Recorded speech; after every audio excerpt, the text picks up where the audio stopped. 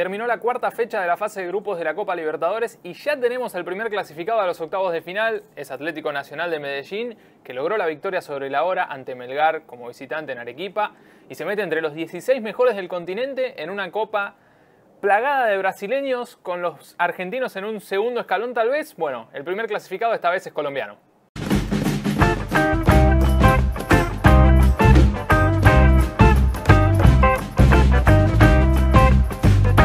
Igualmente es una fecha muy importante e interesante que dejó mucho por analizar en cada grupo.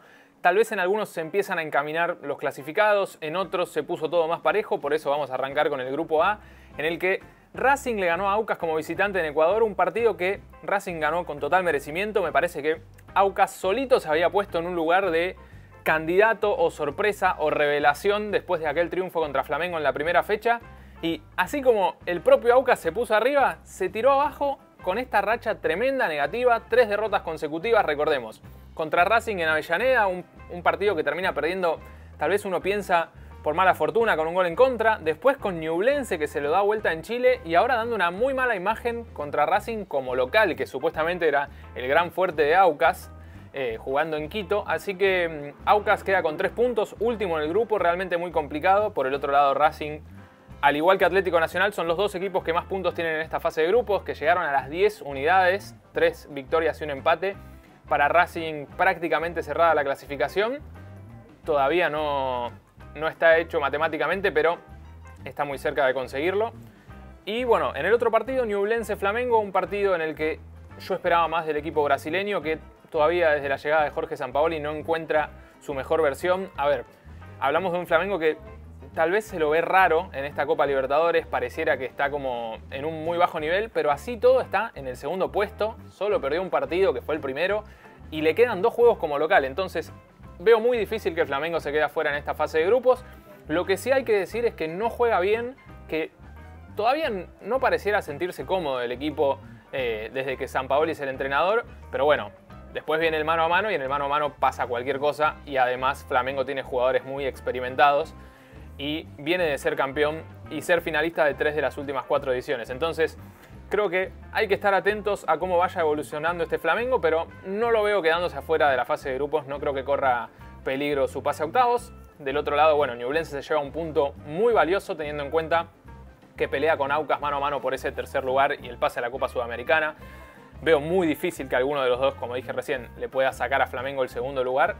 Pero la semana que viene tenemos duelos claves, sobre todo el que enfrenta a Aucas y a Ñublense en Quito, porque por ahora Ñublense tiene un punto más, pero bueno, si Aucas le llega a ganar de local, le va a robar ese tercer puesto y solamente tendrá que esperar que Ñublense no le pueda ganar a Racing la última. Entonces, Aucas y Ñublense, duelo clave para mí por el tercer puesto. Obviamente todavía tienen chance de pasar segundos.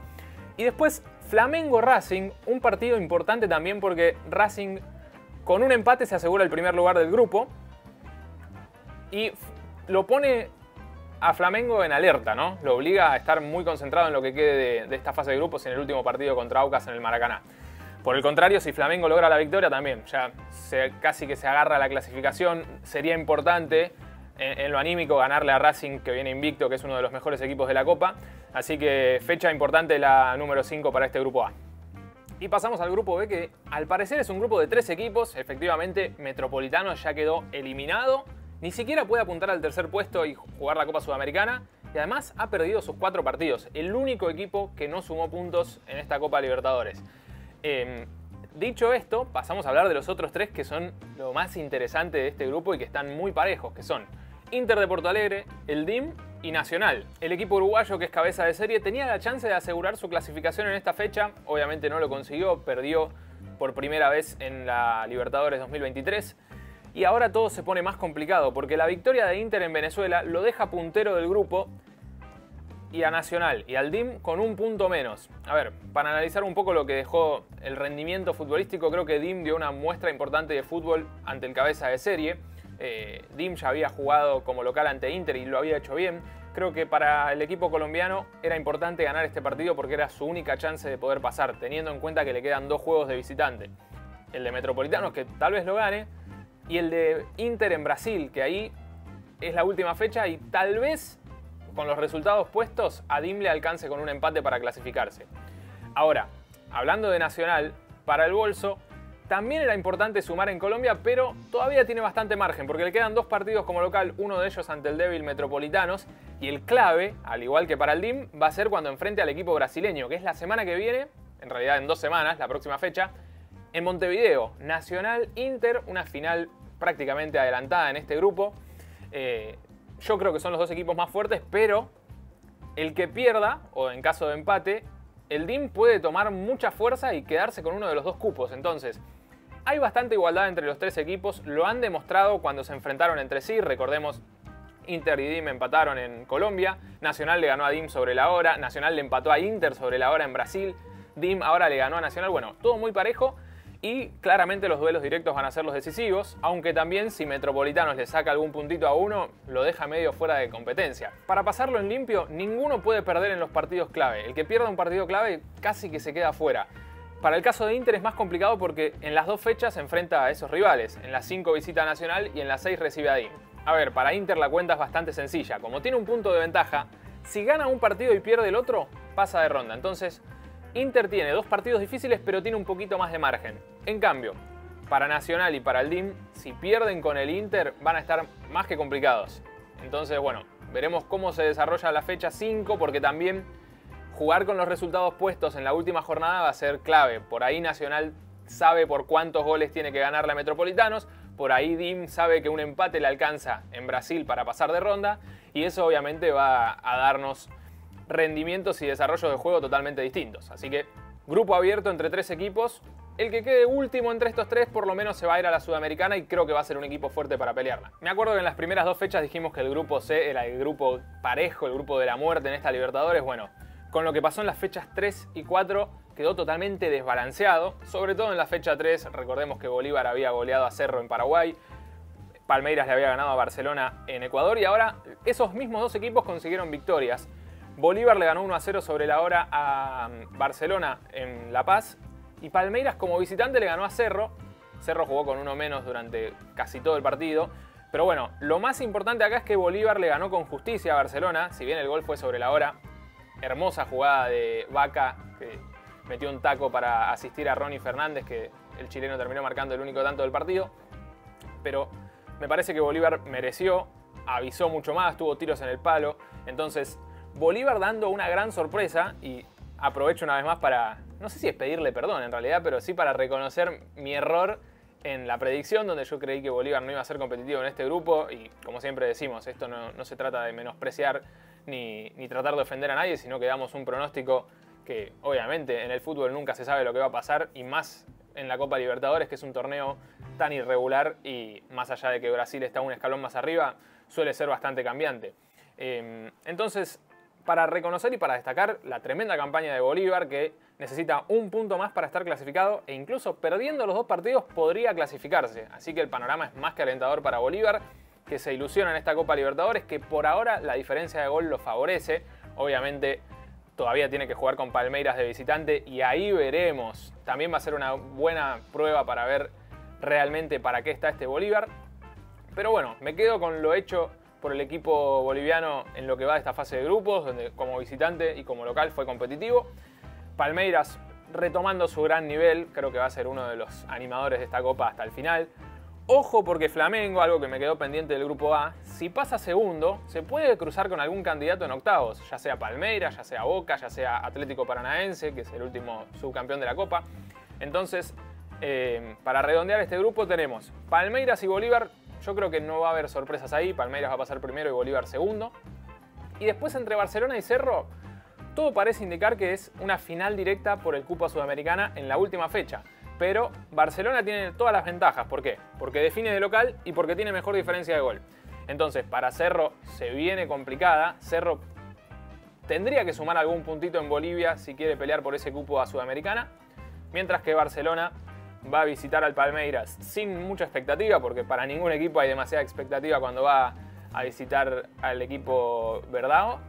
Y después sí tiene ese margen de error para definir de local contra Cerro. Pero bueno, un grupo interesante que se terminó resolviendo antes de tiempo, diría yo, aunque matemáticamente todos tengan chances. Y siguiendo en la tónica de los equipos bolivianos, vamos al grupo D, donde The Strongest fue el gran destacado de la jornada, victoria por 1-0 contra Fluminense, gol tempranero y dominio durante todo el partido ante un Flu que jugó sin Cano, sin Felipe Melo, con John Arias en el banco de suplentes, varios futbolistas que no formaron parte del 11 titular y que ni siquiera viajaron a Bolivia, teniendo en cuenta que hay Copa de Brasil la semana que viene y que Fluminense está muy cómodo en este grupo D.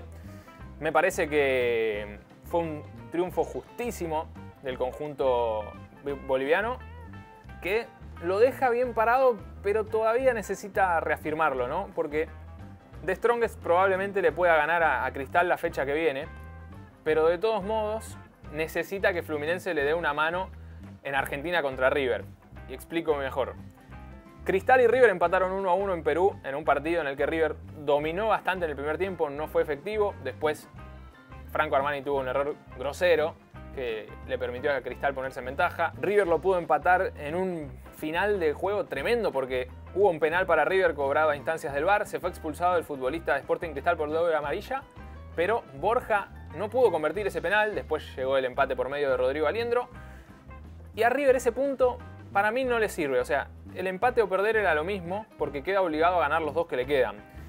Y esos dos que le quedan son como local, que es un buen punto, pero tiene que jugar contra Fluminense y contra The Strongest. Creo yo que acá la cuenta es muy clara, ¿no? Si River no le puede ganar a Fluminense en Argentina y The Strongest sí derrota a Sporting Cristal en La Paz, Fluminense y The Strongest clasifican a octavos de final y River y Cristal se quedan afuera. Ahora, lo que mejora para River es que si logra ganarle a Fluminense, va a jugar el último partido contra The Strongest dependiendo de sí mismo, porque ya River va a saber cuántos goles necesita meterle para clasificar. Y sabemos que River generalmente, cuando está obligado a ganar por cierta cantidad de goles y tiene todo el ámbito a favor, como jugar de local contra un equipo que tal vez de visitante no es tan fuerte, lo logra. Se me viene rápido a la cabeza el antecedente contra Jorge Wilstermann en 2017, si bien cambió el plantel y demás, el estilo de juego de River tal vez es similar, aunque haya cambiado el entrenador, pero es un equipo que sí se impone mucho como local y puede ser muy ofensivo. Entonces, para River la fecha que viene es prácticamente decisiva. Yo creo que más decisiva la fecha 5 que la fecha 6. Para The Strongest también, pero aunque haga sus deberes y le gane a Cristal, va a depender de lo que pase en Argentina. Y Fluminense, bueno, no creo que tenga problemas para clasificar. Ya sumar, si no es contra River, va a tener la última fecha de local contra Sporting Cristal. Y el equipo peruano creo que es el que más complicado la tiene porque tiene que visitar todavía la altura para enfrentar a The Strongest y en la última fecha del Maracaná. Y está tercero en el grupo, pero probablemente River sí sume puntos, entonces lo veo a Sporting Cristal terminando en el último lugar, si no hay ninguna sorpresa. Pero bueno, clave lo que pasa en la fecha 5 para definir entre River y The Strongest cómo sigue esa pelea por el segundo puesto y el lugar a octavos. Y pasamos al grupo E, donde tal vez se esperaba esta semana tener un clasificado y un eliminado, que eran Argentinos y Liverpool respectivamente, y no pasó nada de eso. Primero porque Liverpool ganó como local primer triunfo en esta Libertadores 1-0 ante el fuerte Independiente del Valle, que de todos modos tuvo un jugador menos en todo el segundo tiempo porque el gran arquero Moisés Ramírez tuvo una actitud, a mi gusto, poco profesional, ¿no? Dio un golpe en la mitad de la cancha a un rival en medio de un tumulto, se fue expulsado, no había forma de disimularlo y Independiente del Valle quedó con un hombre menos y con el arquero suplente que ingresó y que tuvo responsabilidad directa en el gol de Bentancur. Así que Liverpool suma 3 puntos importantes, si bien ahora le quedan 2 juegos de visitante, todavía tiene chances matemáticas y complicó un poquito a Independiente del Valle. En el otro partido 0-0 entre Argentinos y Corinthians. Yo creo que a los dos les sirve, a los dos perder les hubiera costado caro, es cierto, y obviamente ganar es lo ideal porque te pones en carrera, pero Corinthians, si perdía, quedaba prácticamente afuera. Ahora tiene la chance, obviamente, el difícil desafío de ir a ganarle a Independiente del Valle en Ecuador, pero bueno, viene golpeado el equipo ecuatoriano, no tendrá a su arquero que fue expulsado. Creo que para Corinthians esta es la última vida y lo puede conseguir. Después cierra de local contra Liverpool.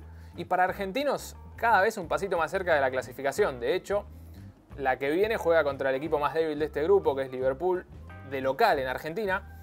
Y el bicho está muy cerquita de lograr el pase a octavos. Si gana no dependerá de nadie. Y si empata también puede lograr el pase si Corinthians no gana en Ecuador. O sea que para Argentinos es un cierre de grupo bastante favorable, aunque, hay que aclararlo, necesita cerrar la clasificación la semana que viene porque si no, en la última fecha iría obligado a Ecuador a buscar puntos y no es muy agradable ese panorama. El asunto es que para Independiente del Valle esta derrota lo obliga a ser bastante efectivo en estos dos partidos, porque incluso con 2 empates podría ser superado por Corinthians. Y si pierde con el Timao y después le gana a Argentinos, también se podría quedar afuera. Entonces, para Independiente del Valle es fundamental sumar aunque sea 4 de los 6 puntos. Así que va a estar entretenido el final de esta zona E, que en un principio era grupo de la muerte, después parecía que Argentinos e Independiente del Valle se iban escapando para clasificar a octavos. Y ahora con esta fecha 4 tuvimos un cambio rotundo y también inesperado. Así que veremos cómo se cierra este grupo E. Y las sorpresas siguieron en el grupo F. Yo creo que en los dos partidos hubo resultados inesperados. Monagas y Colo-Colo 1-1. Sobre todo por el desarrollo de este partido. Colo-Colo intentó, buscó más, pero no fue efectivo. No es que fue tan superior. Y encima lo terminó empatando sobre la hora y por un error defensivo de Monagas. Entonces creo que gran decepción el rendimiento de Colo-Colo y preocupante porque ahora tiene que visitar la Bombonera y si no gana se puede quedar afuera. Entonces, Monagas todavía tiene un partido más como local contra Pereira, pero yo creo que es muy complicado siquiera que vaya a Sudamericana. Tal vez si ganaba este partido sí le peleaba mano a mano a Colo-Colo, pero con este empate sobre la hora y con el rendimiento mostrado por el equipo venezolano no hay mucho que decir. Yo la verdad es que creo que está un escalón por debajo de los otros 3. Colo-Colo, como dijimos recién, queda obligado a ganar en la Bombonera o a depender de que Pereira no sume en Venezuela. Se puede quedar afuera con una fecha de anticipación. Y después en el otro partido tuvimos una de las grandes sorpresas, ¿no? Porque Deportivo Pereira le ganó a Boca 1-0 como local, falló un penal y en la jugada siguiente convirtió de cabeza a Arley Rodríguez. Creo que Deportivo Pereira termina consiguiendo justicia por aquella derrota en la Bombonera, en la que había jugado muy bien y había aguantado hasta el final. Y ahora el panorama cambia, porque como dijimos recién, Deportivo Pereira está a una victoria contra Monagas de clasificarse siempre y cuando Colo-Colo no consiga el triunfo en la Bombonera. Por último, el que no hemos analizado hasta el momento es Boca, que más allá de esta derrota, creo que su pase no corre riesgo, le quedan 2 juegos como local. Aún perdiendo con Colo-Colo, si le gana a Monagas puede clasificar, porque en la última fecha Pereira y Colo-Colo se enfrentan, entonces uno de los dos va a perder puntos y Boca tal vez vaya obligado a ganarle a Monagas y por alguna diferencia de gol específica, pero creo que el equipo argentino no va a correr riesgo, aunque si pierde con Colo-Colo como local, es como que ahí sí se va a poner todo en alerta y ese grupo va a entrar en una definición bastante apretada entre los 3 equipos. Pero bueno, creo que es un grupo que no ha demostrado muy buen nivel en lo que va de esta Copa. El tercero, ya sea Colo-Colo o Pereira, no sé si va para lejos en la Sudamericana. Y Boca, bueno, es Boca. Al igual que decíamos de Flamengo, que por ahí no tiene un gran nivel en este momento, Boca todavía está armándose con el nuevo entrenador que es Jorge Almirón. Y veremos qué puede dar en el mano a mano, pero todavía tiene tiempo para prepararse. Y en este grupo lo está haciendo bien, más allá de la última derrota, porque sigue primero y con 2 partidos como local por delante. Y pasamos al grupo G, donde hubo duelos de brasileños. La semana pasada se había empezado a acomodar todo para Atlético Mineiro y esta semana se confirma. El Galo le ganó 2-1 a Atlético Paranaense, empezó perdiendo, lo dio vuelta y desde el principio hasta el final del partido fue superior y mereció la victoria. Entonces Atlético Mineiro consigue cambiar esa imagen medio preocupante que había dejado, sobre todo en la derrota como local ante Libertad y a posteriori la derrota en Curitiba con Atlético Paranaense. Los 2 brasileños quedaron primero y segundo. En el otro partido Libertad le ganó como visitante a Alianza Lima, le devolvió el golpe que le había dado el equipo peruano en Asunción, pero me parece que todo sigue siendo favorable para los brasileños, sobre todo Atlético Paranaense, que está primero y con 2 partidos de local por delante. Y Atlético Paranaense es un equipo que de local se hace fuerte, no suele perder. Aparte ya se sacó de encima Atlético Mineiro, que creo que es sin duda el equipo de más jerarquía en este grupo. Le queda definir de local con Libertad y de local con Alianza Lima. Incluso puede perder un partido y así todo, ganando el otro va a clasificar. Es un cierre de grupo favorable para el Furacão, que lo hace bien, juega muy bien en esta Copa Libertadores. No digo en esta edición, sino que ya el año pasado lo hizo muy bien, llegó a la final en 2021 Sudamericana. Es un plantel que no ha cambiado tanto del año pasado y que está muy bien armado y preparado para jugar este tipo de competencias. Después tenemos a Libertad y Alianza Lima. Bueno, Alianza dejó pasar una chance clave como local ante Libertad si quería hacer historia y pelear por el cupo de segundo. Y ahora tiene que jugar contra Atlético Mineiro. Si bien lo hace de local, va a ser muy difícil porque el Galo ya está en levantada. Recordemos que cuando se enfrentaron en la fecha 3, Atlético Mineiro fue muy superior a Alianza Lima en Brasil. Veremos si Alianza puede sacar aunque sea un punto o tal vez ganar. Yo creo que igualmente Alianza Lima ni con una victoria le va a alcanzar para pasar a octavos. Debería ganar los 2 partidos, si no tal vez pueda aspirar al puesto de Sudamericana. Y el último que me queda ahí es Libertad, que va contra los 2 brasileños, partidos difíciles en Curitiba contra Atlético, y cierra de local contra Atlético Mineiro. Entonces, tal vez ese partido sea la clave de este grupo. Yo creo que tanto Libertad como Atlético Mineiro van a llegar obligados a ganar ese partido final. Incluso la diferencia de gol va a jugar un papel importante, pero creo que Atlético Paranaense va a pasar primero, que el Alianza Lima se va a quedar último. Y más allá de lo que pasa en la fecha 5, que Libertad visita a Curitiba y Alianza Lima recibe a Atlético Mineiro, creo que el duelo clave de este grupo y el que desenlace todo va a ser el de la fecha 6 entre Libertad y Atlético Mineiro en Asunción. Y el último grupo es el que en la previa era el más aburrido y lamentablemente en los hechos también lo es. Atlético Nacional le ganó a Melgar, le había ganado en Colombia y ahora le ganó en Arequipa con un gol sobre la hora de Vanguero tras un tiro de esquina. Olimpia le ganó a Patronato, se jugaba en Paraná el miércoles, se terminó jugando en Santa Fe el jueves por una fuerte lluvia. Fue 2-0, también lo dominó sin demasiado que hacer para el equipo argentino, que recordemos que está en la segunda división de su fútbol. Y bueno, Atlético Nacional y Olimpia mucho más arriba que Patronato y Melgar. De hecho, como dijimos al principio del video, matemáticamente ya Atlético Nacional está en octavos y Melgar está eliminado de esta copa. Y la única forma de que Olimpia se quede afuera es que Patronato gane sus 2 partidos, que son los 2 de visitante, ante Atlético Nacional y Melgar, y que Olimpia pierda sus 2 partidos, que son los 2 como local ante los mismos rivales, Atlético Nacional y Melgar. Prácticamente esto ya está resuelto, los 2 campeones van a pasar a los octavos de final.